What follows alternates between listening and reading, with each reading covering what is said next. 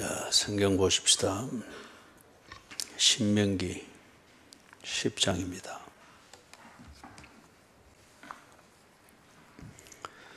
신명기 10장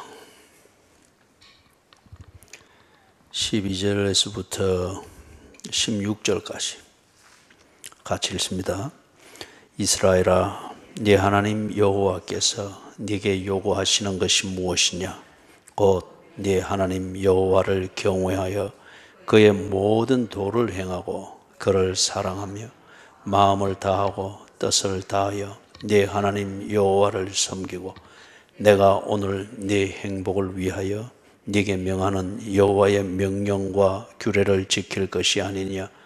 하늘과 모든 하늘의 하늘과 땅과 그 위의 만물은 본래 네 하나님 여호와께 속한 것이로되 여호와께서 오직 네 조상들을 기뻐하시고 그들을 사랑하사 그들의 후손인 너희를 만민 중에서 택하셨음이 오늘과 같으니라. 그러므로 너희는 마음에 할례를 행하고 다시는 목을 곧게 하지 말라. 아멘.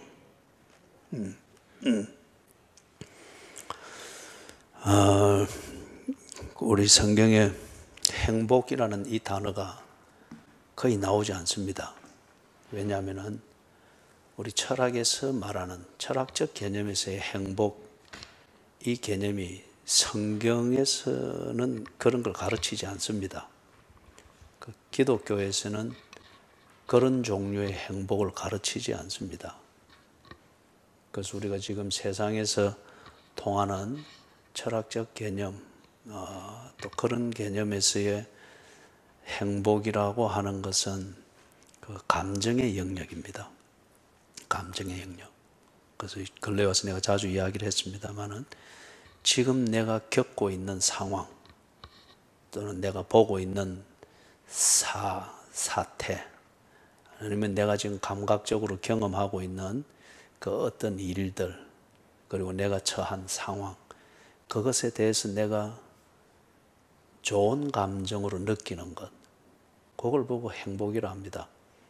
그렇다면 그거는 순간에 대해서 내가 순간적으로 가지는 감정적 반응이기 때문에 내가 행복하다 느낄 때에 이미 행복하다는 감정을 느끼게 만든 그 상황은 이미 지나가고 없어요. 그렇기 때문에 지금 내가 본 것에 대한 좋은 감정의 여운을 새기는 이게 우리가 지금 말하는 행복이라는 거죠. 그렇기 때문에 그거는 사람들이 인위적으로 자꾸 만들려고 하죠. 그래서 술을 먹고 또는 일탈을 해서 스캔들을 만들고 아니면은 노름을 해서 그렇게 해서 노름하면은 다 결국엔 다 망하는 줄 알면서도 불구하고 그리 하는 것은 그 순간에 가지는 즐거움, 그 순간에 느끼는 그 쾌감, 스릴, 어떤 이런 것이죠. 그래서 그런 종류로서, 그런 개념으로서 행복을 이야기를 하기 때문에 성경은 그리고 기독교는 그런 행복을 가르치지 않습니다. 그렇기 때문에 고래도 춤추게 하는 칭찬, 이걸 교회에서는 가르치지 않습니다. 그거는 사람을 미혹해 하는 그 부작용이 훨씬 많기 때문에 바른 권면을 하고 그런 것을 이야기를 하죠. 그죠? 진심 어린 그 칭찬, 진심 곱씹어봐도 우러나는 맛이 있는 그런 진정한 의미의 그런 칭찬 이런 걸 하도록 가르치고 그렇게 하죠. 그런데 이제 여기 오늘 우리가 읽은 본문에서 참 이 희귀한 단어가 성경으로 치고 기독교적 관점에서 지금 참 희귀한 단어가 나왔습니다. 네 행복을 위하여 13절에 내가 오늘 네 행복을 위하여 네게 명한다. 그럼 여기서 말하는 이 행복을 우리가 앞에서 제가 조금 자세하게 정리했던 그런 개념과 같은 행복으로 오해를 해서는 안 됩니다. 그렇기 때문에 이제 이런 거는 성경 공부를 할 때의 문법적 읽기 그리고 성경 전체에서 흐르는 그 신학적 원리와 일관된가 아니면 성경적 사고방식과 일관됐는가 이런 문맥적 읽기 이런 훈련이 이제 돼야 됩니다. 그래서 이것만 이렇게 펴서 보고 행복하기 위해서 꼭 술 한 잔 마시고 기분 좋아지고, 아니면은 살짝 어디 춤추러 가가지고, 그죠? 그렇게 해서 뭐 스트레스 풀고 기분 좋아지고, 그런 것과 다르단 말이에요. 그렇게 이해를 해서는 안 됩니다. 그래서 이제 이 부분에 대해서 우리가 좀 강의를 해 나갈 텐데,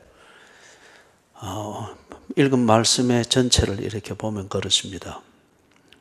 이 사람들이 지금 약속의 땅으로 들어가는 시점이거든요. 우리 새벽 기도 시간에 늘 지금 하고 있죠. 약속의 땅으로 들어가는 시점입니다. 지금 들어가기 위해서 바로 그 요단강 건너편에 있는 그 땅으로 들어가기 위해서 이쪽 편에서 준비를 하고 있는 이들에게 있어서 지금까지 살아왔던 것에 비하면 약속의 땅은 너무 좋은 땅입니다. 그냥 거기 들어가기만 해도 고생 끝, 행복 시작, 속된 표현으로 다들 그렇게 이야기하는데, 그렇게 저절로 될 것 같은 그런 조건입니다. 그죠? 고생 끝, 행복 시작. 그런데 거기 들어가기 전에 참 어떤 면에서는 감질이 날 정도로 하나님께서 땅은 보게 하시면서 들어가게는 하지 않습니다. 그러면서 뭘 하는가 하면, 땅은 보게 하시면서 이쪽에서 이 신명기에 나오는 이 내용을 2년 동안 모세를 통해서 가르칩니다. 2년 동안. 그런데 신명기에 나오는 이 내용은 지난 38년 동안 광야를 지나면서, 광야 생활하면서 늘 배워왔던 거거든요. 그리고 여기 나오는 이 내용, 여기 있는 법, 규칙, 명령, 의무, 이런 것 때문에 그들이 38년 광야 생활하면서 어쩌면 더 힘들었습니다. 그걸 지키라, 못 지키면 또 벌을 받고, 그리고 뭘 이래 오아시스를 찾아가고 뭐 그늘을 만들어서 좀 쉬고, 그렇게 할 수 있는 그런 종류의 선택권이나 자유가 없었습니다. 여기 나오는 신명기에서 그 내용으로 지금 이스라엘 백성들이 2년 동안 계속 복습을 시키는 이 내용, 이것 때문에 그들이 지난 38년 광야를 지나간다는 이것만 해도, 이 자체만 해도 힘들고 고생인데, 그 생활을 하는 그들이 어떤 면에서는 더 힘들었던 것은 여기 나오는 이 내용 때문입니다. 이걸 지켜라, 저걸 행해라, 이건 하지 마라, 이렇게 살아야 된다, 네 혼자 네 욕심만 차려서는 안 된다. 그래서 그걸 배우고 또 안 될 때는 벌 받고, 그래서 또 가다가 돌아가고, 바로 그걸 지금 여기서 다시금 2년 동안 하나님이 가르칩니다. 약속의 땅에 들어가면 그 땅이 당시 고대 근동에서는 잘 알려진 땅이란 말이에요. 젖과 꿀이 흐르는 땅이다, 그렇게 알려졌습니다. 그러면 일종의 그들에게 있어서는 이 유목민처럼 떠도는 이 사람들에게는 낙원입니다. 낙원. 거리 보면은. 그럼 거기 들어가면은 광야 생활할 때에 그렇게 뭐 이래라 저래라 뭐 어쩌게라, 그거는 광야 생활할 때 필요한 거고, 저기 들어가면은 뭐 그렇게 애쓰지 아동바동하지 않아도 젖이 흐르고 꿀이 흐르는 그런 땅인데, 그냥 그러면 거기에 맞는 젖을 수확하고 꿀을 수확하고 또 꿀이 나는 것을 재배해서 그것을 어떻게 하면 더 잘 즐길 것인가, 더 생산을 더 증가할 것인가, 이런 걸 주면은 좀 이해가 되겠는데, 광야에서 지키고 그 다음에 훈련하고 그것 때문에 더 때로는 힘들었던 그 말씀과 법을 그대로 주십니다. 그러면서 저 새 땅에 들어가면은 이렇게 살아라, 다시금 주지를 시키고 있습니다. 그리하면은 네가 행복할 것이다. 이 행복으로 번역된 이 말은 좀 이따가 정리를 해보겠습니다. 자, 그래서 참 하나님께서 어떤 면에서는 때로 참 답답합니다. 우리 입장에서 볼 때 그냥 폴짝 건너가서 풍성한 자원들 가지고 이래 좀 재밌게 살고 그냥 그리 살아도 사라지는 땅인데 왜 이러느냐 말이에요. 그죠? 그럼 여기서 우리가 전제적으로 분명히 생각할 수 있는 것은 사람이 사는 것은 먹기 위해 사는 게 아닙니다. 그리고 사람이 사는 것은 편하자고 사는 게 아닙니다. 그렇기 때문에 사람이 사는데 필요한 것은 젖과 꿀이 아닙니다. 젖과 꿀이 아닙니다. 만약에 그런 것 같으면 하나님이 여기에 이 사람들을 묶어두고 이렇게 또 이 얘기를 반복해서 하면서 이걸 주시시키는 이런 그걸 안 할 거예요. 그런데 하나님께서 이리 하는 게 자기 백성들을 놓칠까 싶어서, 그래서 등록 교인들 떠날까 싶어서 또 뭔가 단속하고, 그게 아니에요. 왜 이리 한다 합니까? 내가 오늘 네 행복을 위하여 네게 명한다 그랬습니다. 그러면은 하나님이 거짓말 하시는 분이 아니면은, 그리고 하나님은 마음은 풍성하되 그 마음처럼 당신이 일을 이룰 수 있는 능력이 없는 그런 귀신 같은 존재가 아니면은, 그러면은 하나님이 하라고 하는 이대로 하면은 젖과 꿀이 흐르는 땅에서도 행복하게 인간답게 살 수가 있겠죠. 그죠? 젖과 꿀로서 해결될 수 없는 그것, 또는 광야 같으면 광야와 같은 척박한 조건 때문에 없어질 수 없는 그것을 지켜주기 위해서 하나님이 이래 해라 저리 해라, 이걸 지켜라, 이리 살아야 된다 말했던 것처럼 젖과 꿀이 흐르는 땅에서도 넘치는 젖과 넘치는 꿀 때문에 행복해질 것이 아니다는 거죠. 오히려 그것 때문에 속을 수가 있으니 거기 들어가서도 이것을 잊지 말아라, 이렇게 해라, 이걸 꼭 지켜야 된다. 자, 어떤 내용인지 좀 살펴보십시다. 12절에 보면은 이스라엘아, 꼭 자기 아들을 부르는 아버지의 음성이지 않습니까? 이스라엘은 하나님의 백성이고 구별해냈죠. 그리고 하나님과 한번 엉켜서 깊은 씨름을 한 끝에 하나님께서 그 백성을 이스라엘이라 불렀죠. 그래서 이스라엘아, 네 하나님 여호와께서 네게 요구하시는 것이 무엇이냐? 거기에 관계가 분명하게 설정되어 있습니다. 네 하나님 여호와, 네게 요구하시는 것. 그죠? 그래서 지금 하나님은 이 이스라엘 백성에게 무슨 사회생활 잘할 수 있는 도덕을 가르치는 게 아니고, 또 자기 관리를 하는데 필요한 어떤 그러한 객관적인 자기 처세술을 가르치는 게 아닙니다. 자기 아들을 위하여 아버지만이 해줄 수 있는, 그리고 지 아들이기 때문에 아버지가 해주는 그 말씀을 합니다. 네 하나님 여호와께서 네게 요구하시는 것이 무엇이냐? 그래서 지금 이 자리에 계신 분들 중에서 하나님과의 관계, 하나님이 나의 아버지이시다, 나의 주인이시다, 나의 소유주이시다, 나의 하나님, 이 관계의 고백이 분명히 되어 있는 분들 같으면은 이 내용은 바로 당신을 향한 말씀입니다. 코로나19 상황을 걸어가야 되는 당신을 향한 말씀입니다. 그죠? 자기 아들을 챙기는 아버지 하나님의 말씀이니까. 그래, 어떻게 살아야 되는가, 즉 하나님이 요구하는 것이 무엇인가, 그것을 가르치는데 그 뒤에 보는 걸 보니까 곧 네 하나님 여호와를 경외하라. 네 하나님 여호와를 경외하라. 경외하라는 이 말을 꼭 새기셔야 됩니다. 이 사람들이 광야에서 그렇게 어렵게 지낼 때도 하나님은 뭘 먹을 건지 뭘 마실 건지 계획을 잘 세워라, 이걸 우선순위로 가르치지 않았습니다. 네 아버지를 경외할 줄 알아라, 즉 하나님을 경외할 줄 알아라, 그걸 언제나 가르쳤습니다. 광야에서 그냥 그리 살면은 자연스럽게 굶어 죽든지 목말라 죽든지 그럴 수 있는 확률이 아주 높은 곳인데 거기서 자신의 자식 이스라엘을 위해서 해주시는 말의 첫 번째가 하나님을 경외해라.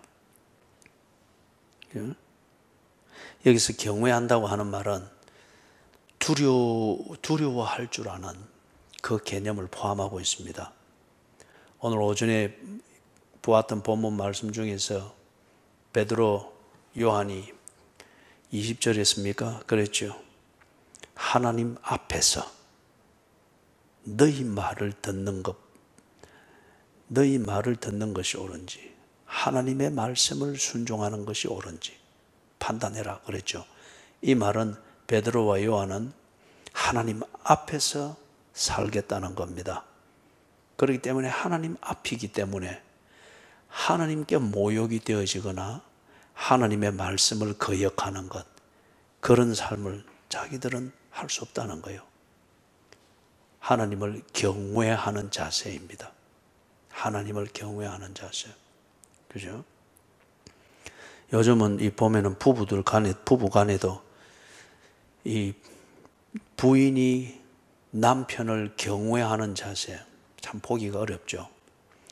또 남편이 부인을 경외하는 자세, 이것 또한 보기가 어렵죠. 다 좀 검술이 좋다 이래서 보면은 다 농담하는 관계고, 뭐 니네 하는 이 속된 개념의 친구 관계, 뭐 그런 것으로 즐겁고 뭐 화평한 것 같고 하는데, 그건 재미는 있을 수 있겠는데, 그런데 그게 그 관계를 안전하게 지켜줄 수 있는 것은 아니죠. 경외함이 있어야 되죠. 그죠? 경외함. 네 하나님 여호와를 경외해라. 그래서 오늘날 그리스도인들이 왜 어떤 상황에서는 하나님을 경외함이 없는지, 그거는 나의 하나님이라고 하는 이 관계, 이것이 아주 희미하기 때문에 그래요. 남의 하나님, 교회의 하나님, 예수 믿는 사람들의 하나님, 그리 될 때에 나의 개인적 관계, 이게 없으니 언제나 묻어 넘어가려고 하고 분위기 언저리에 있으면 되는 걸로 생각을 하는 거죠. 네 하나님 여호와일 것 같으면은 그분에게 모욕이 되어지는 것, 그분에게 배신적이 되는 것, 그리고 그분과 내가 관계가 없는 것처럼 여겨지도록 만드는 그런 처신이나 처세를 해서는 안 된다는 거예요. 그죠? 거기에 대해서 언제나 긴장이 있고 하는, 이게 경외함입니다. 그 다음에 그의 모든 도를 행해라. 여기 도는 길로 생각하면 됩니다. 길. 근데 어떤 길입니까? 하나님이 닦은 길입니다. 하나님이 자기 자녀를, 이스라엘을 위해서 닦아 놓은 그 길입니다. 그 길을 행해라 라고 합니다. 자, 사랑하는 여러분, 이게 아주 심오한 뜻을 가집니다. 특히 구약 성경에서 히브리인들의 사고방식에서 이거는 아주 중요하게 다루어지는 단어 중에 하나입니다. 데렉, 히브리어로 데렉이라는 이 길이라고 하는 것. 다른 말로 하면 이 히브리인들, 즉 이스라엘 백성들이 하나님을 믿고 경외한다, 이것은 헬라의 철학적 개념이나 종교에서처럼 어떤 관념상으로 그렇게 해서 분위기를, 자기가 흡족할 수 있는 분위기를 만들어서 관념적으로 신과 합일이 되어지는 분위기를 만드는, 이게 아닙니다. 이게 아니에요. 기독교를 그렇게 이해하기 때문에 참 이 교인들이 분위기는 잘 잡는데 실력은, 살아내는 실력이 없단 말이에요. 성경이 우리에게 가르치는 신앙은 뭔가 길을 가는 겁니다. 길을 가는 것. 길을 가는 것, 이거는 절대 관념이 아닙니다. 그리고 절대 분위기가 아닙니다. 그리고 절대 편한 것일 수만은 없습니다. 길의 가치는 목적에 이르게 하는 거지 않습니까? 그렇기 때문에 목적에 이르는 길은 그게 가치이기 때문에 때로 계곡이 있고, 때로 절벽을 지나가고, 때로 끊어진 것과 같이 여겨지는 급 커브가 있고, 때로는 포장되지 않았기 때문에 발이 다 부르트도록 만드는 그러한 표면을 가진 길이 있고, 어두워지면 길이 없는 것처럼 보이질 않습니다. 그때는 길이 있음을 믿고 어둠 그 방향을 연장을 해서 걸어가야 됩니다. 그죠? 그게 길을 가는 겁니다. 걸을 때에 그 길이 목적에 이르게 해줍니다. 목적에 이르게 해줍니다. 그게 피곤하고 막 기분 안 좋고 뭐 힘들고 꼭 이렇게 해서 가야 되나 싶어서 뭐 옆에 있는 술집에 들어가 가지고 밤새도록 퍼지르고 앉아서 하면은 그 순간은 기분은 좋은데 실제적으로는 뭐예요?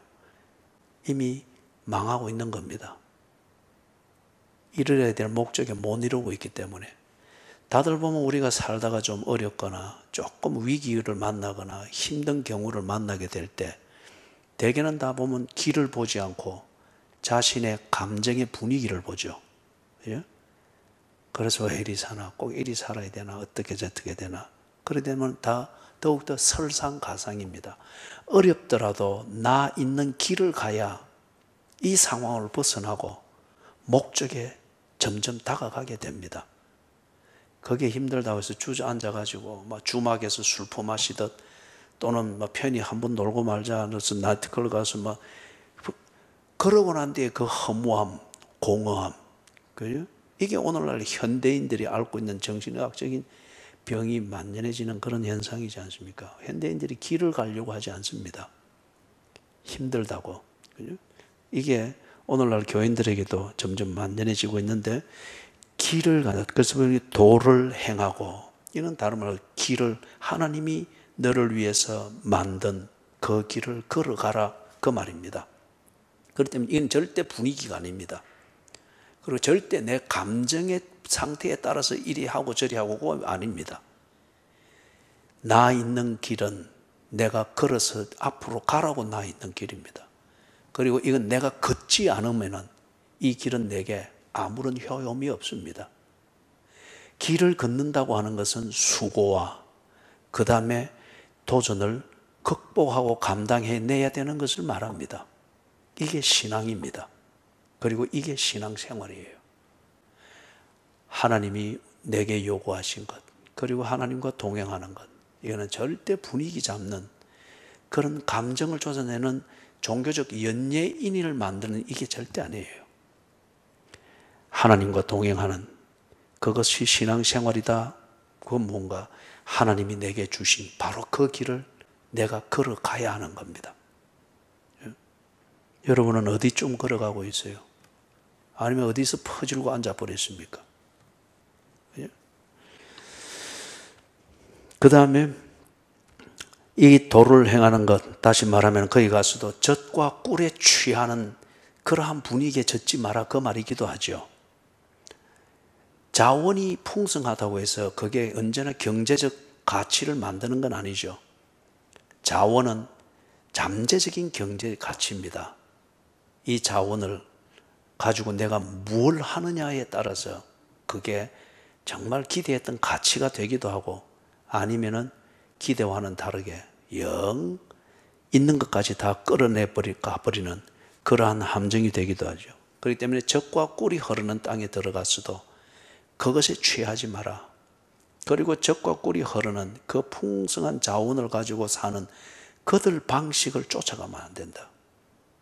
광야에서 연습했던 것처럼 젖과 꿀이 흐르는 땅에 들어갔어도 내가 너희들을 위해서 만든 이 길을 걸어가도록 해라. 그걸 지금 이야기하죠. 그 다음에 그를 사랑하며, 하나님을 사랑하며, 여기서 사랑한다고 하는 것은 히브리 개념으로는 이것도 역시 헬라 철학의 개념에서 분위기적으로 이렇게 하나 되는 게 아니죠. 여러분 분위기가 하나 된다고 하는 것처럼 위험한 게 없잖아요. 그죠? 분위기가 이래 하나 된다고 꼭 안개와 같아요. 그죠? 안개와 같아요.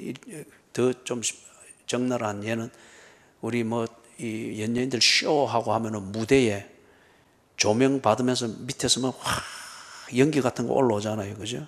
그러면서 분위기를 신비하게 만들잖아요. 근데 그거 금방 다 없어진단 말이에요. 사랑이라고 하는 게 그런 게 아니다는 거죠. 이 성경에서 우리에게 가르치는 사랑은 그런 게 아닙니다. 사랑은 어떤 면에서 우리 전도서 아가서를 보면은 거기에 좋은 이 비유가 거기 나오죠, 그죠? 사슴에 비유되어지는 이 사랑하는 남자가 자기가 사랑하는 여자가 있는 그 방을 들여다 보려고 막 사슴이 헐떡거리듯 그렇게 애를 쓰는 그 광경을 거기서 비유로 이야기를 하고 있죠, 그죠? 사랑은 거기에 그냥 탁 잠식되어 버리는 겁니다.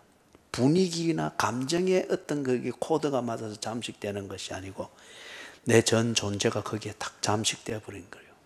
그리고 그 사람에 대한 생각이 나를 전체, 내 생각뿐만 아니라 나를 전체 지배하는 겁니다.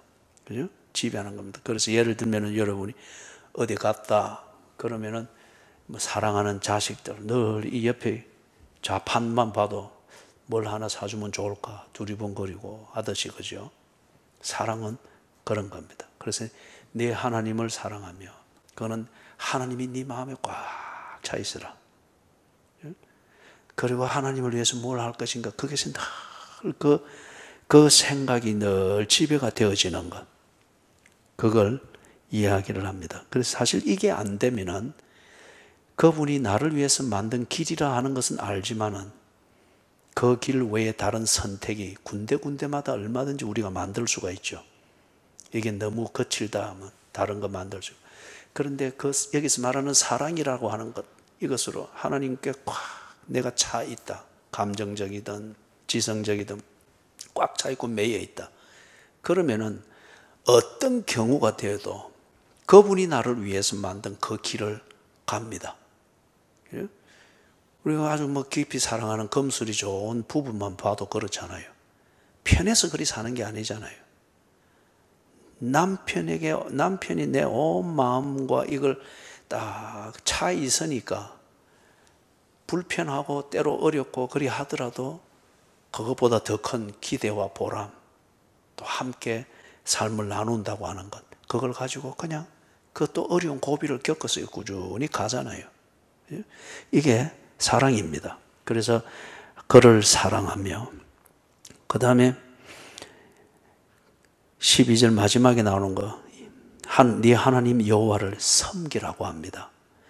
섬기는데 여러분 어떻게 섬기라 하는가 하면은 거기 나오는 거 두 가지가 나오죠. 마음을 다하고 뜻을 다해서 섬기라.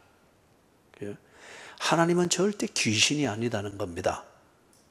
그렇기 때문에 정성껏 만든 잿밥을 주는 것, 이것으로 하나님을 섬기는 게, 그거는 귀신을 섬기는 것으로 족하고, 그 다음에 하나님은 어떤 뭐 감정적인 충족감을 위해서 스캔들을 만들기 위해서 일탈을 하기 위해서 온 궤도를 벗어난 그러한 남정네와 같은 신이 아니라는 거예요. 그런 것 같으면은 나도 내 감정 일부분 떼가지고 그거 팔아서 그 감정과 이렇게 연합이 되어지면은 뭐 그런 즐거움은 되겠죠. 그리고 그런 섬김이 되겠죠.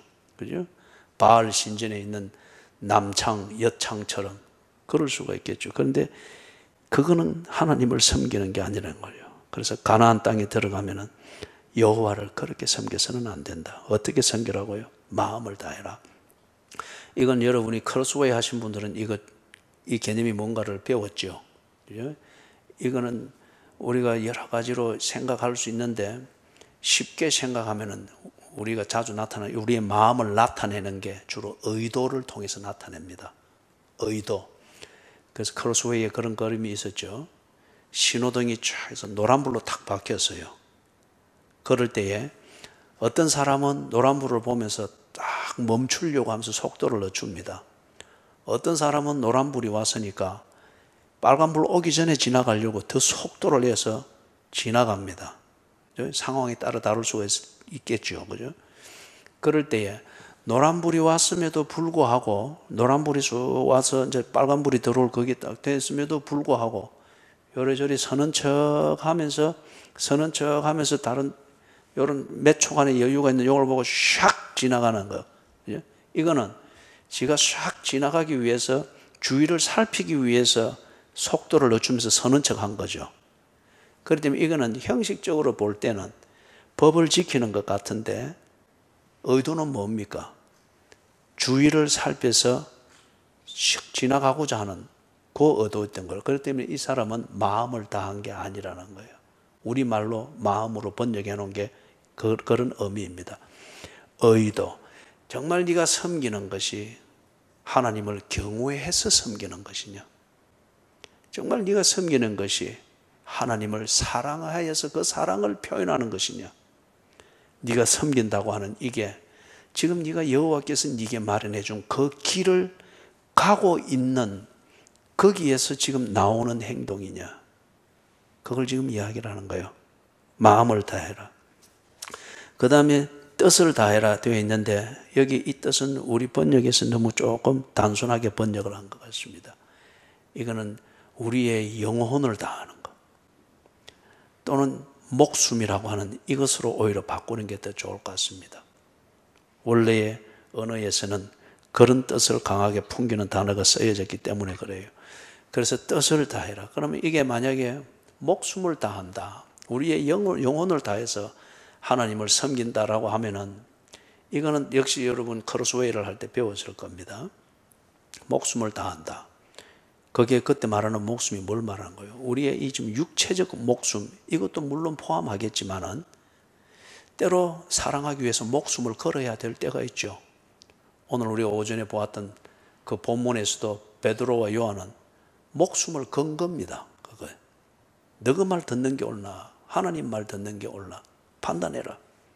어디 감히 그런 말을 할 수 있어요? 그건 목숨을 걸은 겁니다. 예? 목숨을 걸은 거예요.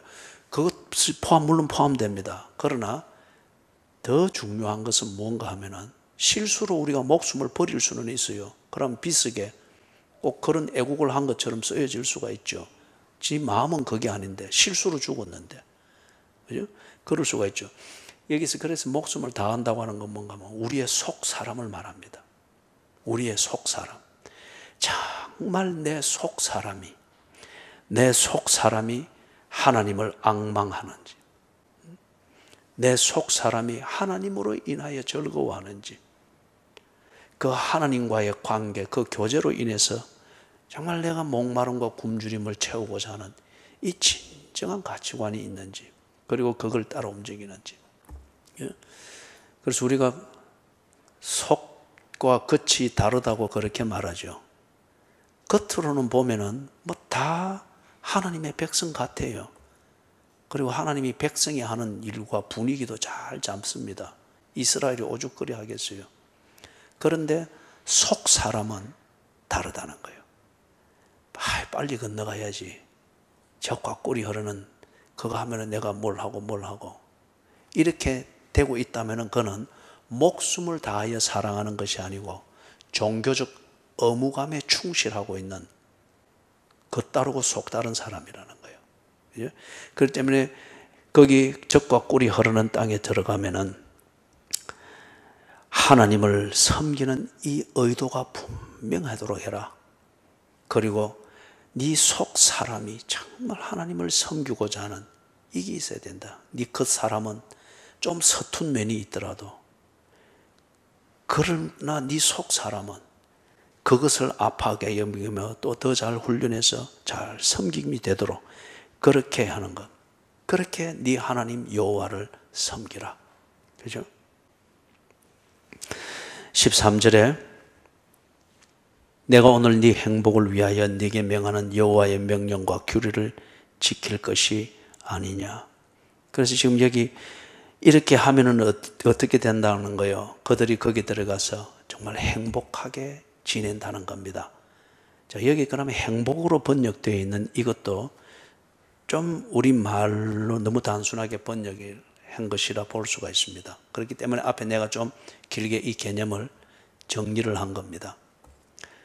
여기서 행복이라 번역되어 있는 것은 우리가 그 로마서 8장에 보면은 8장 28절이죠. 거기 보면 그래 되죠. 모든 것이 합력하여 뭘 이룬다고 했습니까? 선을 이룬다고 했죠. 그죠? 그때 말하는 선, 그것은 마태복음 7장에 예수님께서 기도하는 자에게 하늘에 계신 아버지께서 응답하실 때 어떤 것으로 준다 했습니까? 하물며 악한 자라도 자식에게 좋은 것을 줄 줄 알거든 하물며 하늘에 계신 아버지께서 너희에게 일까 보냐. 좋은 것으로 준다는 거예요. 그 좋은 것, good, 선한 것을 말합니다. 선한 것. 그죠? 모든 것이 합력하여 선을 이루느니라.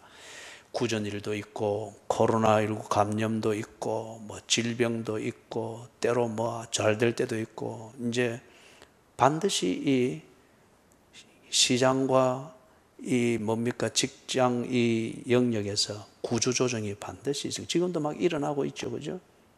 출근 하루하루 할 때마다 늘 명단 보죠. 구조조정이 있을 수밖에 없어요, 그죠? 이런 때에 정말 사는 게 힘들잖아요. 그죠? 그런데 하나님 왜 이런 과정을 겪어가야 됩니까? 이런 속에서도 내가 그리스도인으로서 하나님 앞에서 옳은 것을 행하기 위해서 사는 것, 이거는 나를 더 위험하게 만드는 건데 왜 이렇게 합니까? 정말 안 좋은 것으로 여겨집니다. 그럼에도 불구하고 여기 12절에서 말하는 것처럼 여호와를 경외하고 그가 내게 주신 모든 길을 행하고 그를 사랑하고 마음을 다하고 뜻을 다하여 그를 섬긴다. 불행을 자초하는 것 같습니다. 특별히 이런 상황에서 불행을 자초하는 것 같습니다. 또 뭐 여러분 주변을 돌아보십시오. 그죠? 꼭 지금 탈모증 걸린 것처럼 이제 탈모증보다도 더 크죠. 거의 다 빠지고 없어요. 그럼에도 불구하고 하나님께서 주신 그 말씀의 응답대로 하나님을 영화롭게 하는 그걸 위해서 교인들에게 가르칠 걸 가르치고 들어오는 문도 열어놨으면 나가는 문도 열어놓고 결과적으로 중요한 건 하나님이 영화롭게 되는 것이고 그리스도인들이 제 몫을 다하며 사는 것을 가르치는 것이 교회이다. 이게 한편 교회의 입장에서 목사의 입장에서 생각할 때는 이 참 안 좋은 것으로 마음에 불편함이 있고 참 애석함이 있고 그렇죠. 그런데 이게 이런 길이 거기서 딱 끝나는 길은 사건이 아니잖아요. 길은 과정이잖아요. 이런 사건들의 연속으로서 길이 이루어지고 있는데 이리 안 좋은 것들을 겪는 그 순간을 가는 이걸 지나서 길을 꾸준히 주께서 마련한 길을 가면은 어느 땐가 이걸 통해서 목적에 이르더라 이거예요. 합력하여 선을 이루시느니라. 여기서 그래서 말하는 것, 내가 오늘 너의 좋은 것을 위하여 너의 선을 위하여 네게 명하는 여호와의 명령과 규례를 지킬 것이니라. 그렇기 때문에 여기서 말하는 것은 무슨 달콤한 사탕 하나 먹고 입맛 하면 좋네 그런 걸 말하는 게 아니고 또는 아주 달짝지근한 유혹을 할 때 자주 쓰이는 그 포도주를 먹고서 그 취한 기분에 기분이 좋네 그런 종류의 행복을 말하는 게 아닙니다. 선을 말합니다. 하나님 보시기에 좋고 자기 가정을 보기에 좋고 오늘 우리가 예배 시작에 읽었던 시편 128편처럼 그죠? 자기 가정을 보아서 좋고 내가 살았던 삶의 내용을 돌아볼 때에 참 하나님 앞에서 떳떳하고 그리고 하나님을 향하여 사회를 향하여 가족을 향하여 떳떳하게 말할 수 있고 그죠? 떳떳하게 말할 수 있고 오늘 베드로 요한도 그랬잖아요. 그렇게 산 결과가 있었잖아요. 결과, 증거가. 그렇기 때문에 거기서 당대하고 떳떳하게 말할 수 있잖아요. 이게 선입니다. 이게 좋은 것입니다. 이게 진정한 꼭 행복이라는 말로 표현을 하면 이게 진정한 행복의 개념입니다. 한 지나간 사건의 여운을 가지고 기분 좋다 이게 아니고 늘 그 좋음이 내게 머물러 있는 것. 그 좋음, 선을 볼 수 있는 내 눈이 열려 있는 것.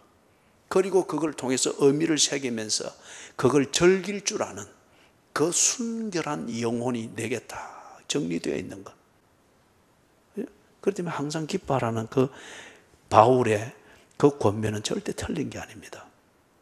그래서 하나님께서 내가 오늘날 너의 좋은 것을 위하여, 너의 선을 위하여, 광야라고 해서 없애지 못하고 적과 꿀이 많은 풍성한 자원이라고 해서 덮어버리거나 무색하게 만들 수 없는 진정한 선, 어느 곳에 있더라도 네가 항상 기뻐할 수 있는 것, 삶의 원동력을 잃지 아니하고 목적을 향한 그 살맛 나는, 하나님을 우러러보며 사는 그 진정한 에너지, 그리고 그것을 발산하며 사는 그 좋은 것, 선, 그것을 위하여서 오늘 내가 이것을 네게 명하노라. 그래서 하나님은 지금 여기서 돈 버는 것을 말하지 않습니다. 건강관리하는 어떤 그러한 노하우를 말하지 않습니다. 편하게 살 수 있는 약은 술을 말하지 않습니다. 사람들한테 존경과 인정을 받으면서도 철저하게 이기적이고 남과 나누는 것, 그것은 아주 계산적이고 철저하게 계산하고 계산에 딱 매여서만 인색하게, 그리고 그걸 당연하게 생각하고 하는 것, 하나님은 그런 걸 가르치지 않았습니다. 그런 걸 할 수 있는 뭔가 근거를 제공해 주는 그게 아니면 그런 종류의 행복이 아니죠. 결국에는 우리가 모든 것에 대해서 참 담대해지고 열려있고 그걸 누릴 줄 알고, 그죠? 좋은 것, 그 진정한 자유, 진정한 그 평화, 이걸 이루려고 하면은 이렇게 살아라는 거예요. 여호와의 명령과 규례를 지켜라. 참 이상하잖아요. 그죠? 참 이상하잖아요. 광야에서는 떡이 필요하고 물이 필요한데, 그렇듯 거기서도 하나님은 내 명령과 규례를 지켜라.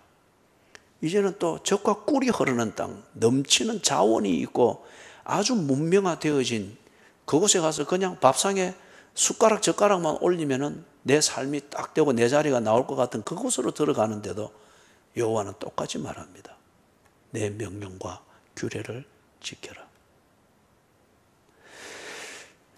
자, 우리 한두 군데 보면서 말씀을 정리하여 마치겠습니다. 15장, 신명기 15장.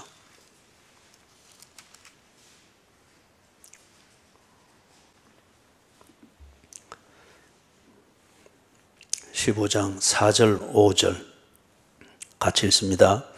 네가 만일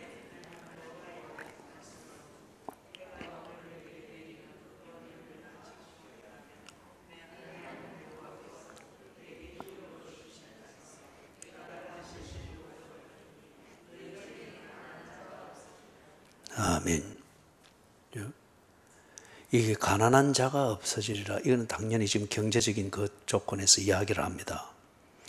가난한 자가 없어지리라. 이게 젖과 꿀이 흐르는 자원이 있다고 해서 가난한 자가 없어지는 게 아니라는 거예요. 무엇이 있어야 가난한 자가 없어진다고 합니까? 그 위에 보니 하나님께 복을 받아야 된다고 합니다.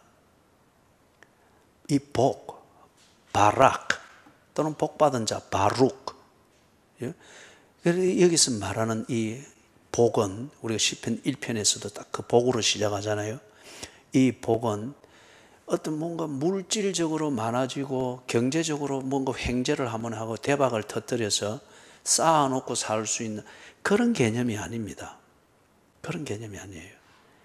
하나님의 백성 이스라엘이면은 이스라엘답게 살 수 있는 여건을 갖추는 겁니다.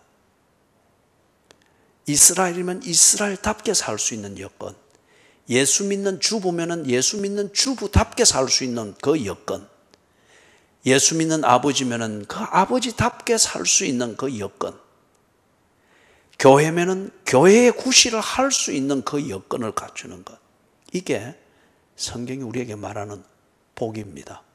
그렇다면 이는 많고 적음의 문제가 아닙니다. 또는 모든 사람이 가진 것을 내가 가지는 것, 그것도 말하는 게 아니고 모든 사람들이 다 살아가는 그 유행에 있어서 내가 뒤지지 않고 그 유행을 함께 즐길 수 있는 것, 그걸 말하는 게 아니에요. 오늘 그리스도인들이 스스로 이렇게 쏟고 있죠. 그죠? 세상에 철학이 만들고 한 그 복의 개념에 그냥 그대로 속아버렸잖아요. 여기 그게 아닙니다. 이 복을 받아야 가난한 자가 없으리라. 이것은 어디에 포함됩니까? 10장에서 보았던 것. 네게 좋은 것을 주기 위하여, 네게 선을 이루어 주기 위하여 오늘 내가 네게 하는 명령과 규례를 지켜 행해라. 그 좋은 것, 선, 이것에 있어서 이것을 구성하는 한 요소가 하나님께 복을 받는 겁니다. 그 복을 받음으로 인해서 어떻게 되는 거예요? 내가 그리스도인답게 사는 여건을 갖추는 겁니다. 그죠? 한 군데 더 봅니다. 그렇기 때문에 여러분 저기 먼저 찾으십시다. 23장 17절 18절.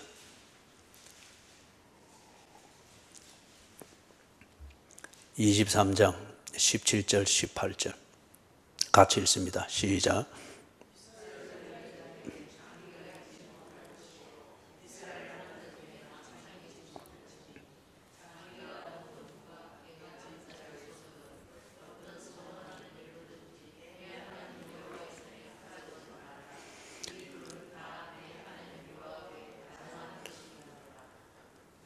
자, 참 이제 어려운 상황입니다.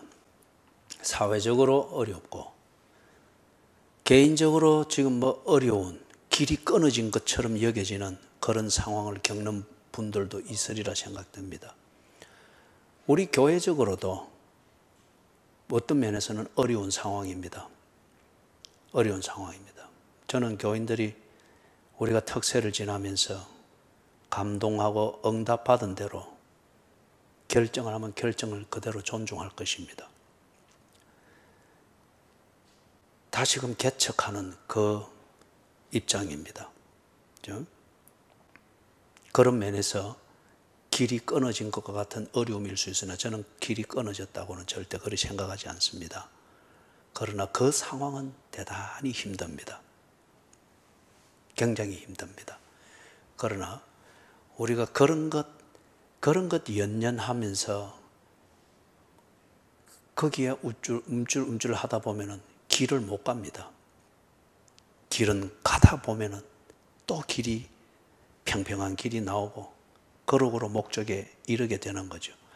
사회적으로 어렵고 개인적으로 어려운 상황을 지나가는 사람이 있겠고 가정적으로 심히 어려운 그런 상황 속에서 길이 안 보이는 그런 경우를 당하는 분이 있겠고 교회적으로 눈에 보이는 것으로 치면은 한번 지각 변동이 일어나는 겁니다. 나는 이게 우리 특세에 대한 하나님의 온전한 응답이고 인도하심이라 믿습니다. 그렇죠? 변해야 될 것은 변해야 됩니다. 그리고 하나님이 길을 내신다고 하는데 거기에 어떤 다른 길을 갖다 붙이겠어요? 하나님의 분명한 응답이라 믿습니다. 중요한 것은 이런 어렵게 여겨지는 이런 상황에서 하나님의 명령과 규례를 반드시 알고 그것에 따라서는 길을 행할지니라. 길을 걸어가라고 했잖아요. 그죠? 그렇게 해야 된단 말이에요.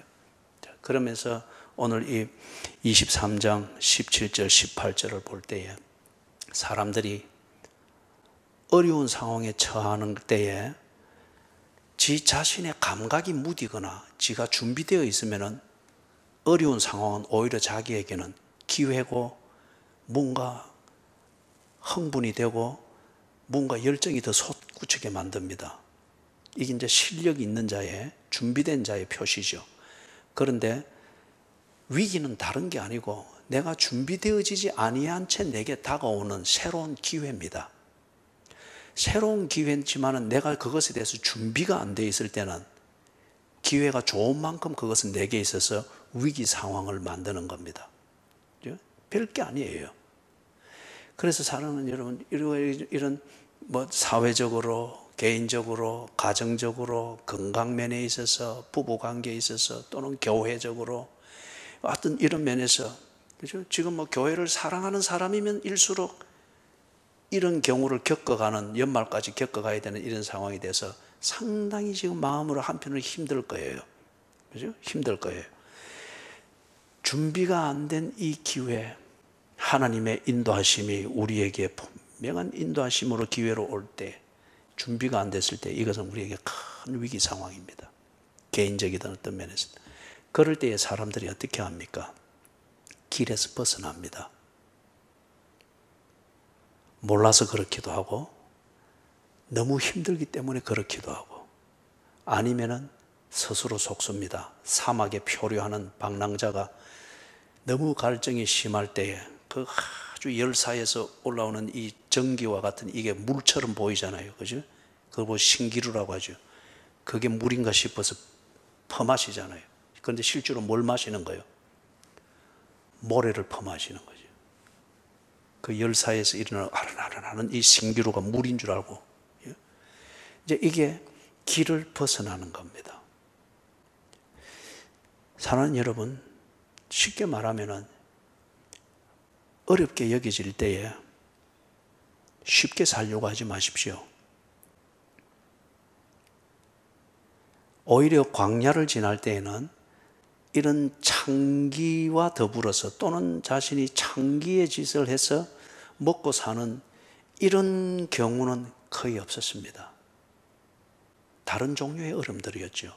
그런데 이제 젖과 꿀이 흐르는 땅, 경제적으로 보고 문화적으로 볼 때는, 그리고 사회적 인프라, 이 기간 산업이 어느 정도 잡혀 있는 이 발달된 사회로 들어갔을 때는 여유가 있기 때문에, 발달되면 될수록 부와 가난의 이 극은 더 벌어집니다. 그러면서 당연히 하부 계급에 있는 사람들은 상부로 올라가는, 이걸 뭐 신분 상승이라고 하죠. 이걸 위하여서 무리수를 두고 불법을 수단으로 삼고 이런 일들이 일어나는 거예요.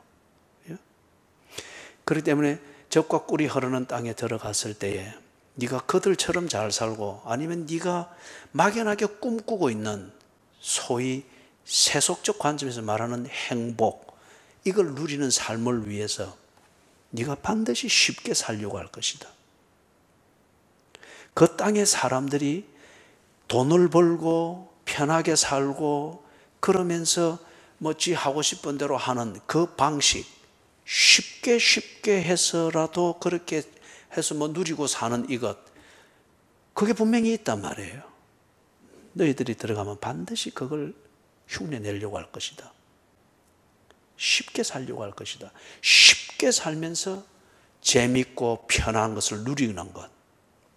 젖과 꿀이 흐르는 땅에 들어가서 너희들이 그리 할 것이다. 그런데 그리 하지 말라는 거예요. 거기에 바알 종교, 아세라 종교가 있어서 창기짓을 하고 창기의 일을 하고, 이게 신전에서 성스러운 의식으로 치루어지니까 이게 이제 밖으로까지 성도덕이 하나의 문화가 되어지고, 이게 하나의 돈 벌고 먹고 사는 수단이 되어지는 거예요. 보편화되어지는 거예요. 그렇기 때문에 너희들이 들어가서 그렇게 해서 쉽게 돈을 버는 것, 한편 그래서 엔조이하고 즐기는 것, 그걸 절대 본받지 말아라. 길을 가야 된다. 길을 가는 데 있어서, 그것에 있어서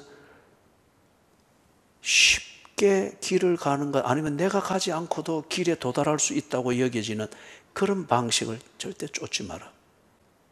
그걸 지금 말해주고 있습니다. 말씀을 정리합니다. 사랑하는 여러분, 여러 가지 면에서 어렵습니다. 평소에 가지고 있던 소신과 인격과, 또는 여러분의 신앙의 지조와 절개를 그대로 지키면서 변함없이 여러분의 삶을 딱 지키는 소신을 지키기가 어려워지는 상황이 점점 짙어갑니다. 점점 짙어갑니다. 여러분의 신앙의 근거인 믿음의 내용이 바뀐 게 아니에요. 그걸 지키며 살아야 되는 환경이 바뀌었습니다. 길이 끊어졌거나 길이 바뀐 게 아닙니다. 길을 가는 중에 지금 그런 마을을 만나서 그 마을을 지나가는 지점입니다. 참 못된 마을을 만났습니다. 그렇다고 해서 망했다고 예단하지 마십시오. 그런 상황이 어렵다고 해서 실패가 뻔하니 하면서 실패자의 처신, 그것을 미리 계산하면서 그런 쪽으로 준비하지 마시라고요. 어려워졌다라고 해서 이거 안 된다 근거도 없이 다들 그리 하듯이 그리 생각하면서 피난 보따리 싸듯 그렇게 예단하여 그리 처신하시면 안 됩니다. 하나님이 만든 길은 끊어지는 법이 없습니다. 길이 안 보일 때는 발에 익은 감각을 따라서 디디고 가십시오. 안개가 짙게 깔려 있을 뿐 길이 없어진 게 아니에요. 인도 시킴에 그 선교 그걸 갔을 때 우리 청년들을 이제 그때 데리고 갔을 때인데, 그래서 안나푸르나 베이스 캠프로 오르면서 6박 7일 수련회도 겸해서 하면서인데, 근데 1850m 그 고도를 내려올 때에 안개가 쫙 깔린 거예요. 안개가 아주 짙게 깔린 겁니다. 그래서 거기에서 이 허름한 밴을 하나 타고서 다 타고 내려오는데 이게 아무것도 안 보이는 거예요. 아무것도. 이제 거기에 그 네팔 사람 운전자가 그 길을 늘 다니니까 이걸 딱 감각을 가지고 가는 겁니다. 감각을. 그래서 이 서치라이트를 비춰줘도 이게 소용이 없는 거예요. 안개 입자에 다 반사가 돼가지고 길은 안 보이는 거예요. 그래서 옆에 언덕을 끼고서, 이제 절벽을 끼고서 이래. 그 네팔 사람은 늘 거기를 다니니까 감각을 가지고 가는 거죠.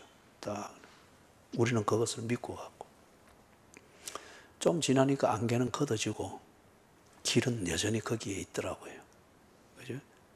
안개 잘 끼는 1850고지에 절벽을 끼고 도는 그 상황이기 때문에 안개가 끼었을 뿐이에요. 그러나 분명한 사실은 거기에 길이 있었습니다. 그리고 길 따라 내려온 거예요. 사랑하는 여러분, 쉽게 살려고 하지 마십시오. 그런 것은 없습니다. 정도를 따라 사십시오. 그러면 쉬워질 겁니다. 하나님이 내신 길을 따라가십시오. 그러면 그게 여러분으로 하여금 선한 삶으로 인도할 겁니다. 여러분에게 좋은 것으로 인도할 겁니다. 하나님의 응답으로 우리가 교회를 이렇게 겪어가야 된다면 그 믿음 따라서 정도로 가야 됩니다. 정도로 가야 됩니다. 이런저런 것에 연연하지 말고 하나님이 내신 길 따라 가도록 해야 됩니다. 길 따라. 그리하면 좋을 것입니다. 그리하면 선할 것입니다. 그죠? 코로나19 상황 또는 질병이면 질병 또는 구조조정을 당해서 억울하게 그렇게 해서 당장 또 생계가 막막해지는 일이 없으란 법은 없어요. 시내가에 심은 교회 교인이라고 해서 그런 일이 없을 수는 없습니다. 그렇죠? 그럴 때에 베드로와 요한이 했던 것처럼 담대하십시오. 그리고 평소에 여러분이 확인하고 검증하고 다시금 되새기면서 여러분에게 새겨서 하나님을 사랑하게 된 그 신앙 고백과 그 확신들, 그걸 어려운 상황을 지나가는 그때에 그 실력을 발휘하십시오. 흔들리고 헷갈리지 마시고 발밑에 길을 느끼면서 그냥 가십시오. 그러면 안개는 없어지고 길은 여전히 거기에 있을 겁니다. 그리고 그 길이 여러분이 이르러야 할 그 선한 것, 좋은 것, 여러분 아니면 이룰 수 없는 여러분의 그 삶, 그것으로 그 길이 이끌어주고 있을 것입니다.